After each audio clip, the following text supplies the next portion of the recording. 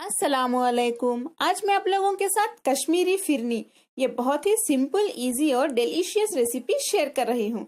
ये ईद स्पेशल फिरनी है, तो चलिए इसे बनाना हम शुरू करते हैं। कश्मीरी फिरनी बनाने के लिए हम सबसे पहले 1 लीटर दूध गर्म कर लेते हैं। मैंने बारीक सूजी यानी सेमोलिना को दूध में 1 घंटे के लिए भीगने के लिए रख दिया था।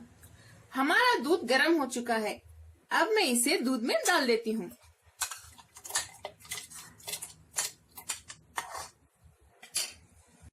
सूजी को दूध में डालने के बाद इसे मीडियम फ्लेम पे अच्छे से मिक्स करते रहिए, वरना सूजी नीचे से पकड़ लेगी। सूजी डालने के बाद हम मीडियम फ्लेम पे इसे ऐसे ही 10 मिनट के लिए पकाएंगे। स्पून हिलाते रहिए। 10 मिनट के लिए इसे अच्छे से पकाने के बाद अब मैं इसमें 2 टेबलस्पून चीनी यानी शक्कर डाल रही हूँ। बस 2 टेबलस्पून ही डालिए, क्योंकि हम बाद में इसमें कंडेंस मिल्क डालने वाले हैं। कंडेंस मिल्क बहुत मीठा होता है। अगर आपको कंडेंस मिल्क डालने के बाद भी फिरनी फीकी लगे तो आप एक्स्ट्रा शुगर यानी शक्कर डाल सकते हैं। इसे भी अच्छे से मिक्स कर लेते हैं। चीनी की रॉ स्मेल जाने तक इसे फिर से हम मीडियम फ्लेम पे ऐसे ही पकाएंगे। इसके लिए 3 से 4 मिनट लग सकते हैं। 3 से 4 मिनट के लिए पकाने के बाद हम इसमें बादाम डाल देते हैं। बादाम को आप 10 मिनट के लिए गर्म पानी में भीगने के लिए रख दें। उसका छिलका बहुत आसानी से निकल जाएगा। छिलका निकालने के बाद देखिए, बादाम को इस तरह से लंबे लंबे शेप्स में कट कर लें।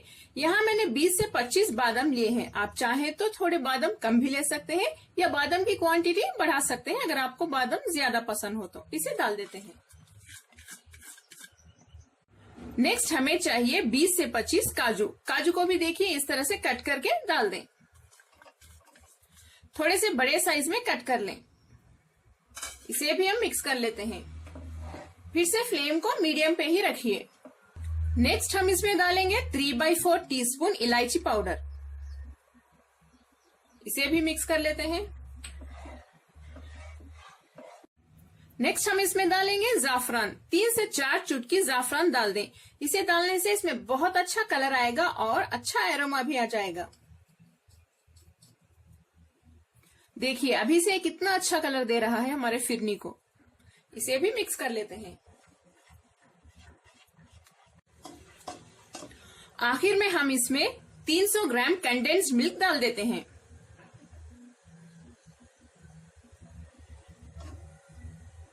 कंडेंस्ड मिल्क डालने के बाद इसे फिर से हम अच्छे से मिक्स कर लेते हैं। कंडेंस्ड मिल्क डालने से फिरनी में बहुत ही अच्छा टेस्ट आ जाएगा।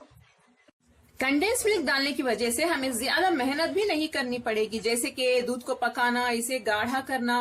कंडेंस्ड मिल्क डाल दें और ये गाढ़ा और टेस्टी हो जाएगा। आपको कंडेंस्ड मिल्क किसी भी सुपरमार्केट में या राशन की दुकान में आसानी से मिल जाएगा। इसे हम हाई फ्लेम पे बस 1 मिनट के लिए पका लेते हैं।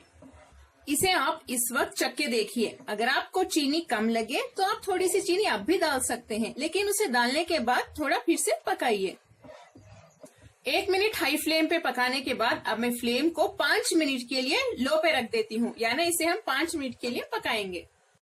5 मिनट हो चुके हैं। अब मैं फ्लेम बंद कर देती हूँ। मजेदार कश्मीरी फिरनी हमारी अब तैयार है। देखिए कितनी सिंपल और इजी रेसिपी है ये। कोई भी बहुत आसानी से इसे बना सकते हैं।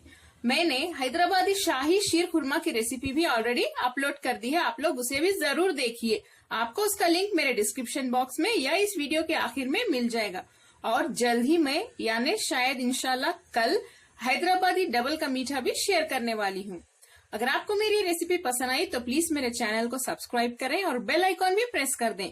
कमेंट्स में अपने व्यूज जरूर शेयर करें कि आपको ये रेसिपी कैसी लगी। आप इसे ट्राई भी करें, बहुत मजा आएगा आपको इसे खा के, और आपके फैमिली को भी ये बहुत पसंद आएगी।